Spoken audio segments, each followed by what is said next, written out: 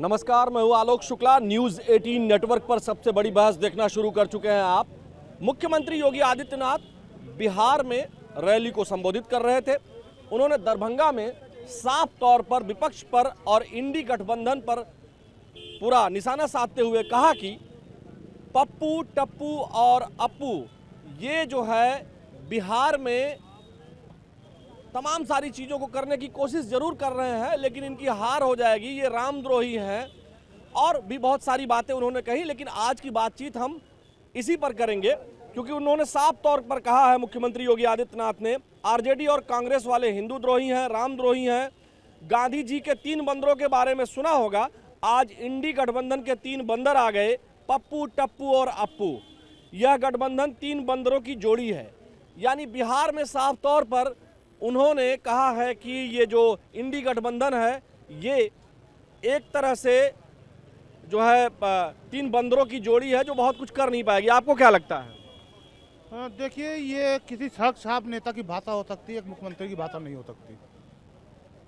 ये मुख्यमंत्री की भाषा हमारे प्रदेश की नाक कटवा दिया है बिहार में जाकर, क्योंकि ये किसी सब समाज की भाषा नहीं हो सकती। लेकिन मुख्यमंत्री योगी आदित्यनाथ की सभाओं में बहुत जबरदस्त भीड़ हो रही है और लोग उनको सुन रहे हैं और जातीय बंधन बिहार में टूट रहे हैं। जो बिहार जातियों की वजह से जाना जाता है और कहते हैं कि जाति है जो जाति नहीं है, लेकिन बिहार में मुख्यमंत्री योगी आदित्यनाथ के पहुंचने पर जिस तरह से हर जाति वर्ग के लोग जुड़ रहे हैं, माता सीता के नाम पर, प्रभु श्री राम के नाम पर, वो ऐसा लगता है कि बिहार में सीएम योगी आदित्यनाथ के पहुंचने पर जातीय बंधन टूट रहे हैं। तो फिर क्या दिक्कत है?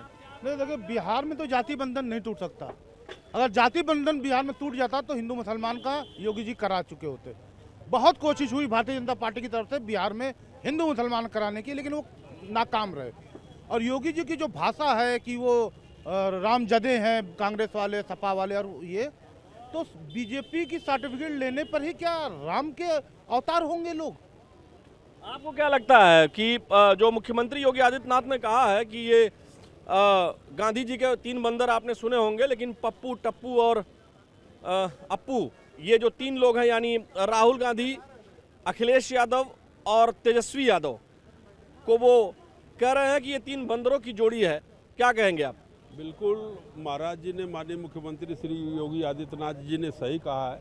अभी आपने देखा होगा किस तरह से विगत 2017 के विधानसभा के चुनाव में यहाँ उत्तर प्रदेश में वहाँ जो प्रशांत किशोर जी हैं यहाँ गठबंधन कराए थे, और श्री अखिलेश यादव जी और श्री राहुल गांधी जी, 2 लड़कों की दोस्ती किस तरह से उत्तर प्रदेश की सड़कों पे घूमी, और कांग्रेस जो है कि 29 सीट से 2 सीट पे आ गई और समाजवादी पार्टी 216 से 47 के नीचे आ गई। तो माननीय मुख्यमंत्री जी ने जो कहा है, निश्चित ही वो राजनीतिक रूप से बंदरों की परिभाषा से उनको कहा है, तो ये सही है। इन लोग ये लोग राजनीति को विरासत में पाए हुए हैं। इनके पास गद्दी तो मिल सकती है लेकिन बुद्धि नहीं मिल सकती है। अभी आप ही ने देखा श्री राहुल गांधी जी किस तरह से वहां जाकर के टी-शर्ट पहन के, पैंट पहन के पोखरे में कूद गए, मछली पकड़ने लग गए, कभी जाके धान लगाने लग जाएंगे, कहीं ट्रैक्टर चलाने लग जाएंगे।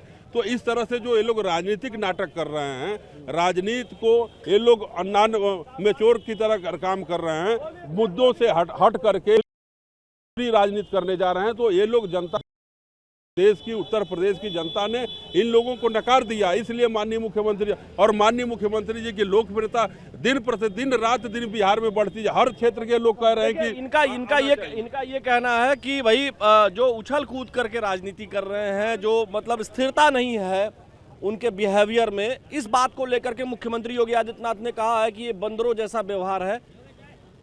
चूंकि ये जो इंडी गठबंधन के, जो महागठबंधन के जो 3 नेता हैं बिहार में, राहुल गांधी, तेजस्वी यादव और अखिलेश यादव, जो उत्तर प्रदेश से वहां गए हैं, तो ये जो उछल कूद कर रहे हैं, जो इनके बिहेवियर को लेकर के उन्होंने टिप्पणी की है और कहा है कि ये स्थायी वाले लोग नहीं हैं, ये बिहार को जंगल राज में ले जाएंगे। ये अप्पू, पप्पू, डब्बू जो उन्होंने बोला है, ये अखिलेश और तेजस्वी और राहुल जी के लिए बोला है, लेकिन हमारे जो नेता हैं वो ऑल इंडिया मजलिस इत्तेहादुल मुस्लिमीन के ओवैसी साहब हैं। अच्छा, और क्या नाम है आपका?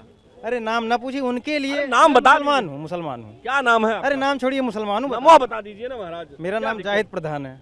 जाहिद प्रधान जी। ये बताइए कहाँ के रहने वाले हैं? मैं हूँ पूर्वांचल से हूँ, बस्ती से हैं, संत कबीर नगर से हैं। आप बताइए कि क्या लगता है आपको, आपके नेता, आप अपनी नेता की बात बता दीजिए। देखिए, हमारा नेता करीब 35 सीटों पे मजबूती से चुनाव लड़ रहा है 5 सीटों पे 43 में से 35। सुनिए, पूरी बात सुनिए। 4 से 5 सीटों पे हम लोग जीतेंगे, बाकी 30 सीटों पे करीब करीब अपना जो वोट है यानी हमारे मुसलमान भाइयों के, क्योंकि अदर किसी कास्ट का वोट तो हमें मिलना नहीं है, मिलेगा तो मुस्लिम का ही वोट मिलेगा। तो बाकी जो हमारा वोट है 10,000, 15,000, 20,000, 25,000 वो कहते हैं सबका वोट उनको मिलेगा और 35 सीटों पर जीतेंगे, आप उनको 5 सीट पे अरे जितवा रहे हैं। वो राजनीति में बोलने की भाषा अलग है, लेकिन मैं जो बता रहा हूँ केवल मुसलमान अपने नेता की ही बात काट रहे तो हम जानते हैं ना अंदर की बात, हम मुस्लिम का ही वोट मिलेगा। हैं, अंदर की बात बाहर ला दे रहे हैं। बिल्कुल 4-5 सीटों पे तो हम जीतेंगे, बाकी सीटों का वोट हम डंप करवा दे रहे हैं। 15 डंप करवाएंगे, इसीलिए तो वोट कटवा कहा जाता है। नहीं, डंप करवा रहे हैं, इसलिए करवा रहे हैं क्योंकि हमारे नेता के साथ मोदी जी के कुछ एहसान हैं जिसकी हम भरपाई कर रहे हैं। नहीं, मोदी जी का तोता है पालतू। एक सेकंड हमारे ये जरूर कांग्रेसी या किसी दूसरी पार्टी के हैं, हमारे नेता को बदनाम कर रहे हैं। नहीं, कैसे आप कह रहे हैं? राणा रणजीत सिंह ढाका से चुनाव लड़ रहा है, राणा रणजीत सिंह ढाका से चुनाव लड़ रहा है। आप किस पार्टी से संबंध रखते हैं? हम किसी पार्टी से नहीं रखते, लेकिन हम उवैसी साहब के फैन है, हम उवैसी साहब की वजह से। ये जो मुख्यमंत्री योगी आदित्यनाथ ने आज कहा है तेजस्वी यादव और जो है अखिलेश यादव और राहुल गांधी के ऊपर, पप्पू, टप्पू और अप्पू, आपको क्या लगता है कि ये 3 बंदरों की तरह है? देखिए, इस जो राजनीति इसमें इलेक्शन के समय बातें बोली जाती है उसका कोई मायना नहीं होता। तेजस्वी यादव ने बोला है कि एक्सट्रीमिस्ट है ओवैसी साहब, तो अपने हक की बात करना, अपने अधिकार की बात करना एक्सट्रीमिस्ट कब से हो गया?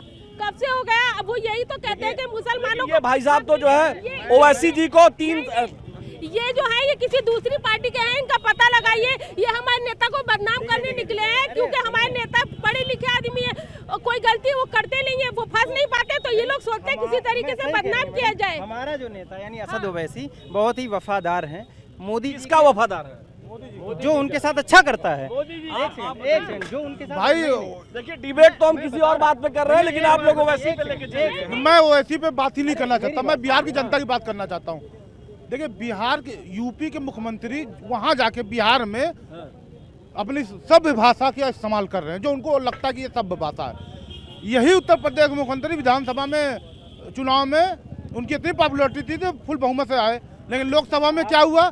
पॉपुलरिटी आप बताइए। ये बताइए, मुस्लिम जितने इसीलिए आप जो है सही बताइए, आपके ऊपर आरोप लगा रही है किस पार्टी से? बता रहा हूँ मैं। अतीक अहमद की बात कर लो, आप अशरफ की बात कर लो, आप आजम खान को जेल में सड़ा दिया, लेकिन हमारे नेता के ऊपर, हमारे नेता को मोदी जी ने है नहीं, हमारे नेता को ये किसी पार्टी के एजेंट है, ये जबरदस्ती बदनाम करने के लिए निकले।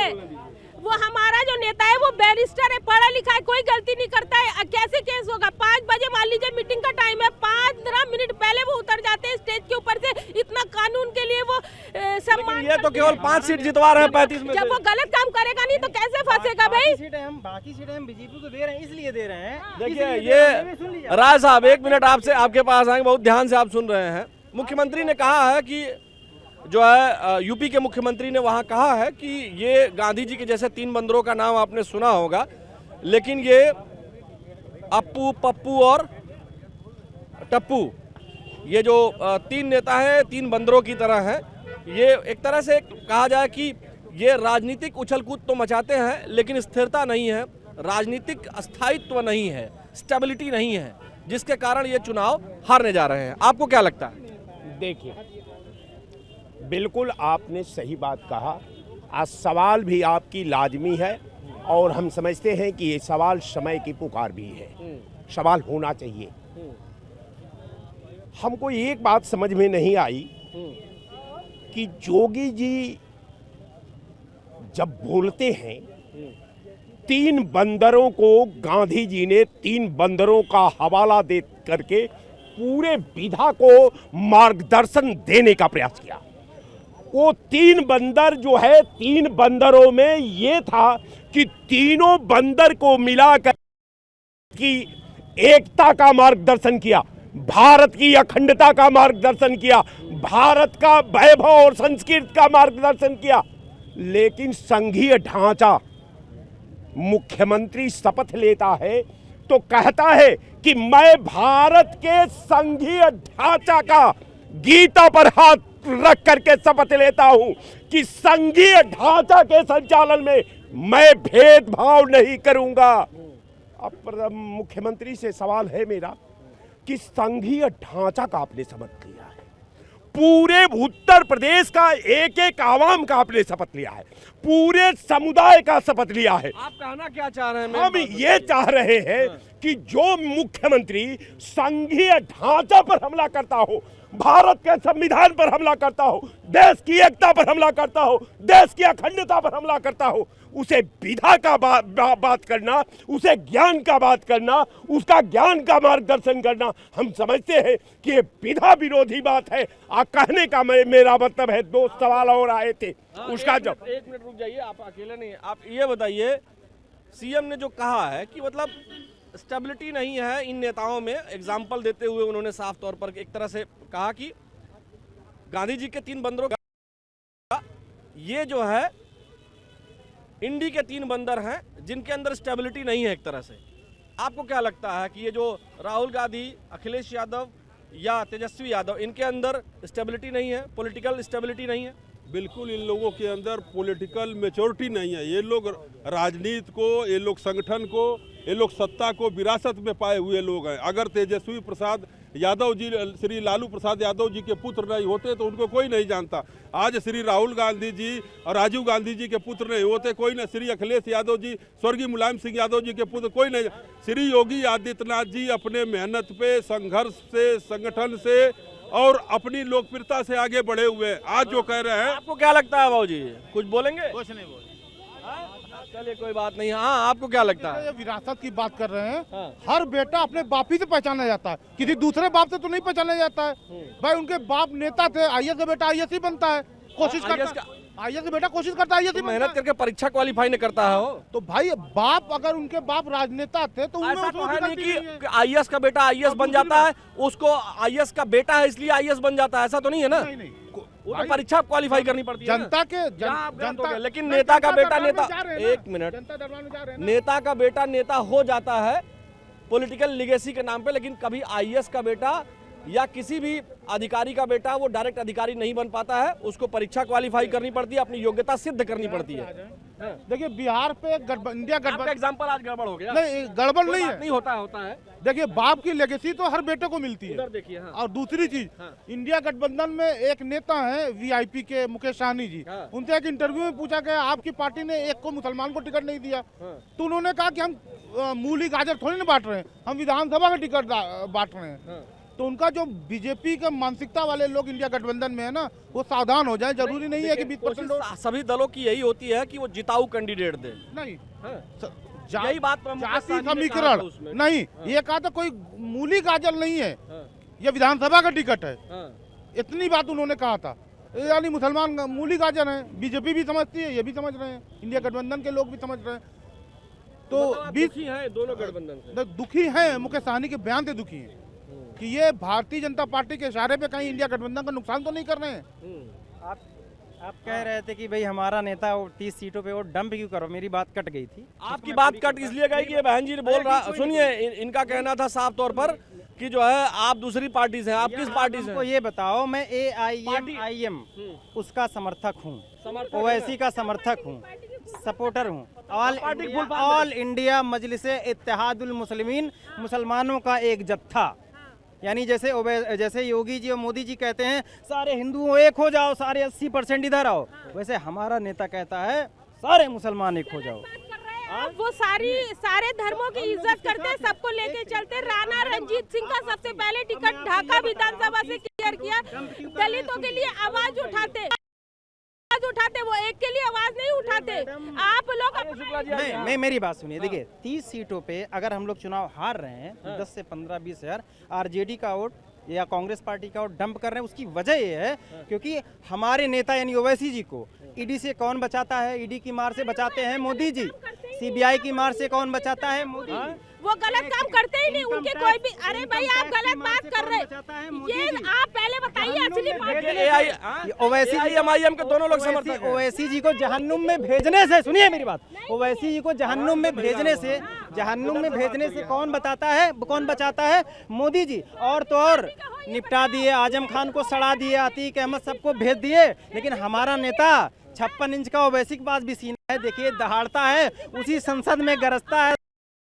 में गरजता है। छुप छुप के करते हो हैं? हाँ, आप बोलिए आप। असली पार्टी बताओ अपनी, इस तरीके से तुम बदनाम करते हो ना, असली बताओ। आपको क्या लगता है ये सब बहुत आरोप लगा रहे हैं? अरे ये लोग झूठे लोग हैं, ये लोग मक्कार लोग हैं, गलत सलत आरोप लगा रहे। 6 सीट मांगी तो थी, जिसकी 5 सीट जीती उसको 6 सीट देने में आपको तकलीफ है। सहानी की कितनी सीट जीते? सहानी कितनी सीट जीते बताओ, उसको तुमने दे दिया। क्या जिताएंगे? मोदी जी का एहसान है।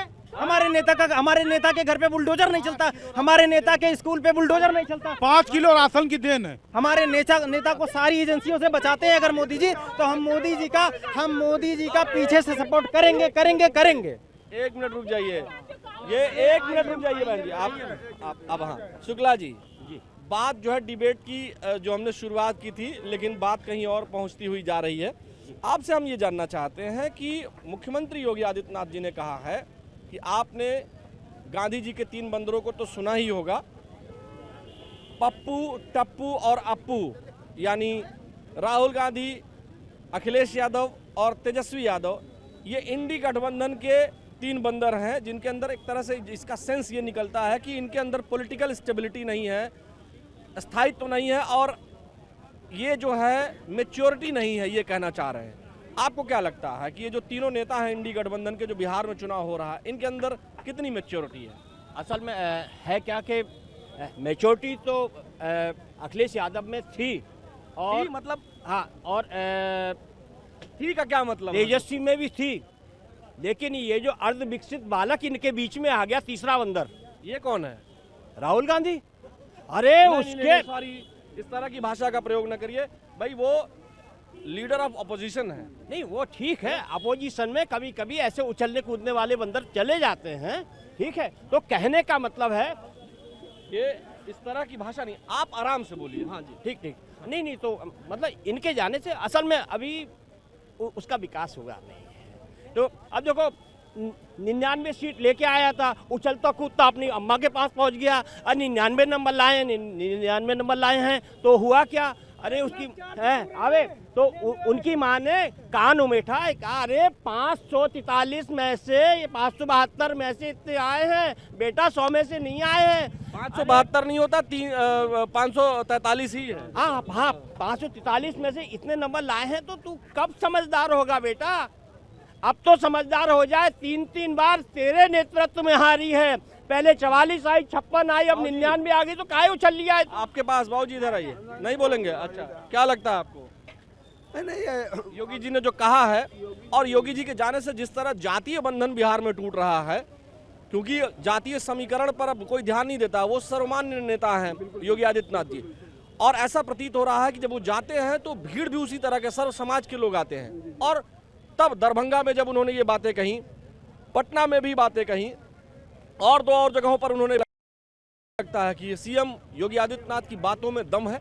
बिल्कुल दम है। उन्होंने जो पिछला राजनीतिक परिवेश था, उसके ऊपर कहा कि ये लोग सिर्फ एक जाति बिरादरी की बात को करते हैं, और सिर्फ ये विकास की बात नहीं, सिर्फ एक परिवार की बात करते हैं। लोग परिवारवादी व्यक्ति हैं, तीनों व्यक्ति।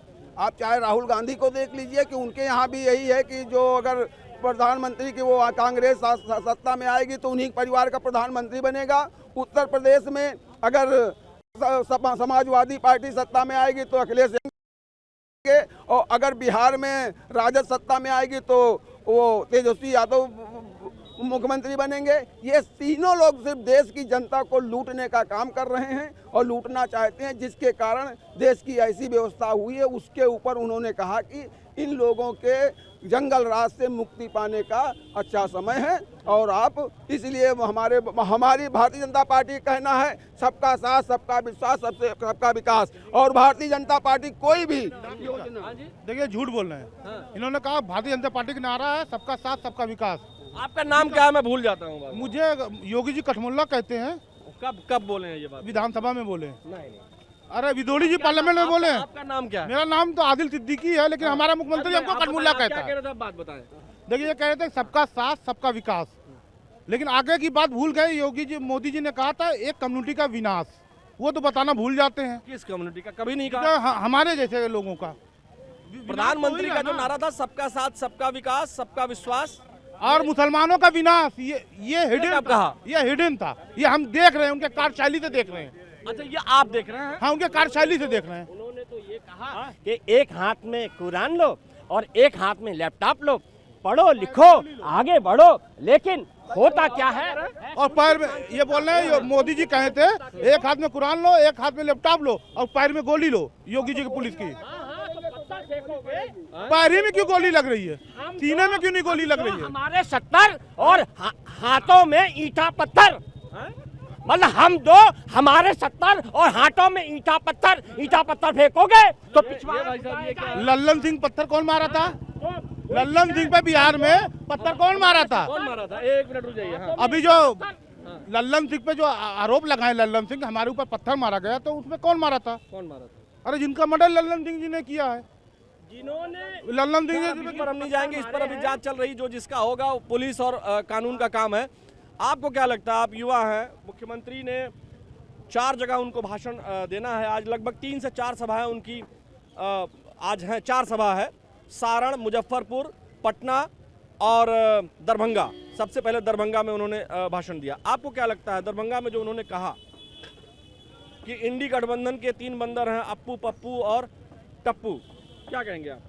सर मैं इसमें ज़्यादा कुछ तो नहीं बोलना चाहूँगा। जो योगी जी ने, हमारे जो सीएम हैं, उन्होंने जो ये कहा है ये बहुत ही गलत कहा है, क्योंकि ये एक राहुल सर हो गए और तेजस्वी सर हो गए और अखिलेश भैया हो गए, ये एक एजुकेट पढ़े लिखे लोग हैं, ये जानते हैं कि क्या कैसे क्या चलाना है और नौजवानों को, ये जो आज की जो यूथ है, इन लोग को क्या चाहिए क्या नहीं चाहिए। और जो हर भाषण क्या में चाहिए यूथ को? सर अच्छी एजुकेशन, जॉब।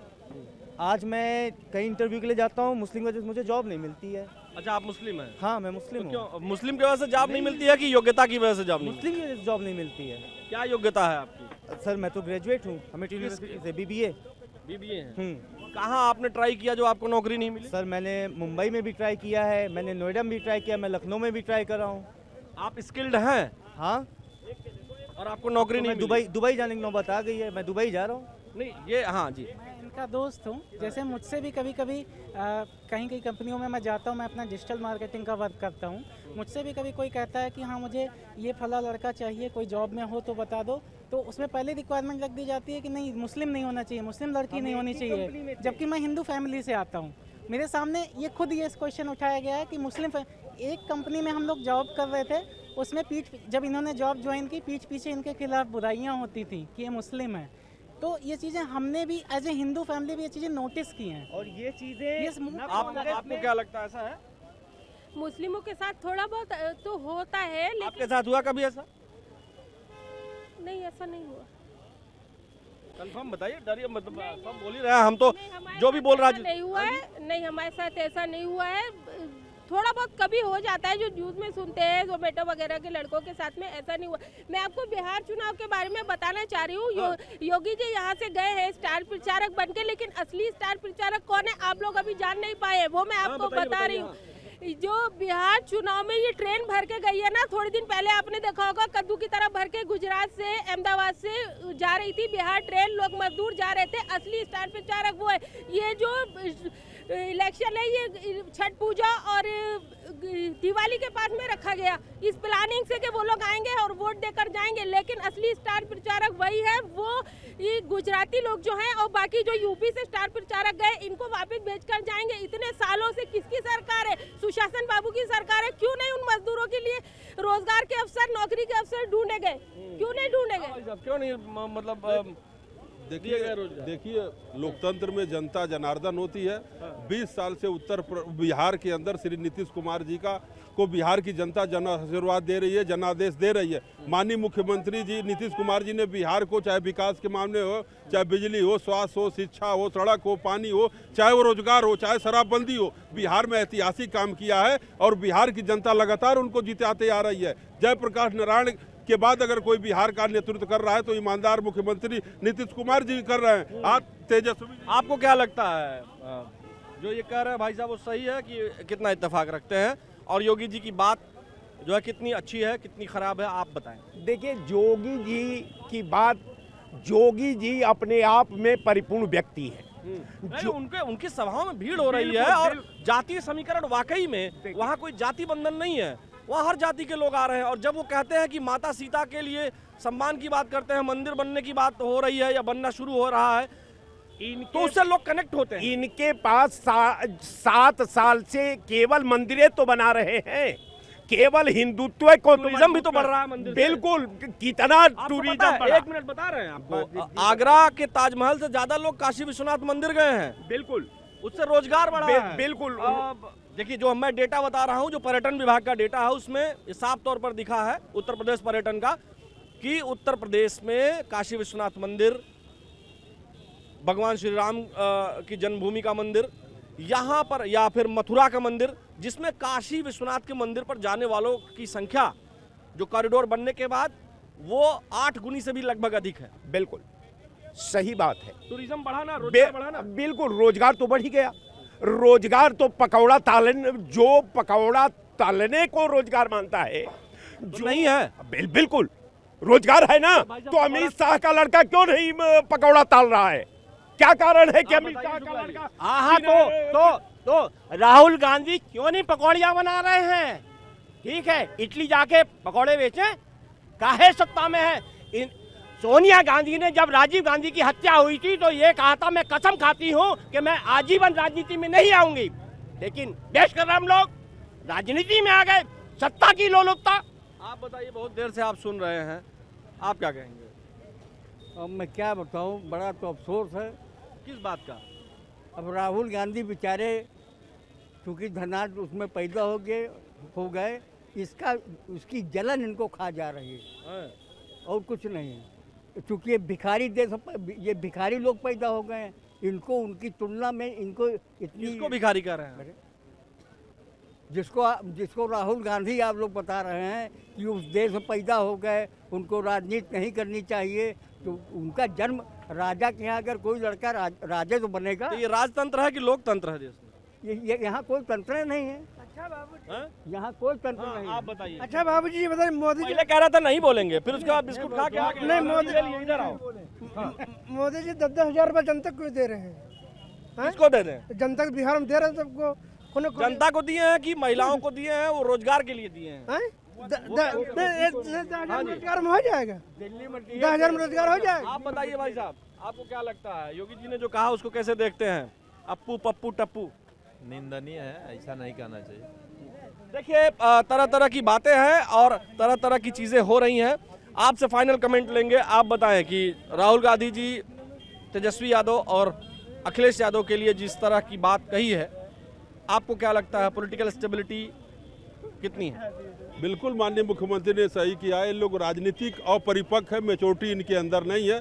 कहाँ क्या बोल रहा, एक चुनी हुई सरकार को गद्दी चोर क्या क्या नारे देते हैं, किस तरह से चौकीदार चोर है, इस तरह से एक प्रधानमंत्री की गरिमा को ये लोग गिराते हैं, संविधान को तार तार करते हैं, लोकतंत्र को तार तार करते हैं। एक प्रधानमंत्री जो माननीय होता है, विधायक होता है, सांसद होता है, उसको माननीय कहने से पहले और प्रधानमंत्री मोदी जी को विपक्ष प्रधानमंत्री मानता ही नहीं है। इसलिए कि आप बताएं। हाँ, नहीं, देखिए, योगी जी ने या मोदी जी ने जो भी कहा उस पर डिलीवर किया है और देश की जनता और उत्तर प्रदेश की जनता लगातार भारतीय जनता पार्टी पे भरोसा भी इसीलिए कर रही है क्योंकि इन लोगों ने जो कुछ कहा वो किया।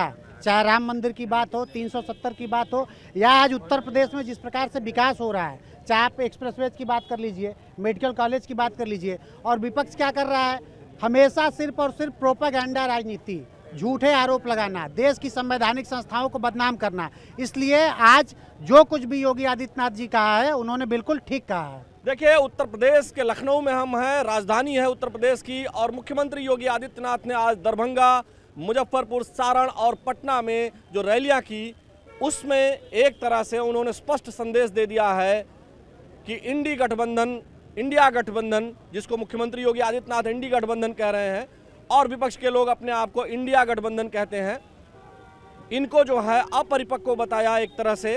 कुल मिलाकर के बिहार चुनाव चल रहा है और राजनीतिक सरगर्मी तेज है। निश्चित तौर पर बिहार चुनाव का इम्पैक्ट उत्तर प्रदेश में होना ही है और यही वजह है कि हर स्थिति से निपटने के लिए सत्ता पक्ष और विपक्ष आमने सामने है। आरोप प्रत्यारोप का दौर जारी है, लेकिन जनता लोकतंत्र में बिलीव करती है और लोकतांत्रिक मूल्यों का पालन करने के लिए वोट जरूर करने जाएगी। अब ये बात और है कि सरकार किसकी बनेगी, ये रिजल्ट बताएगा 14 नवंबर को। लेकिन फिलहाल मुख्यमंत्री योगी आदित्यनाथ का मैराथन दौरा बिहार में जारी है। हमारी आज की डिबेट में फिलहाल इतना ही। मुझे मेरे वीडियो जर्नलिस्ट अनिल कुमार के साथ दीजिए अनुमति। नमस्कार।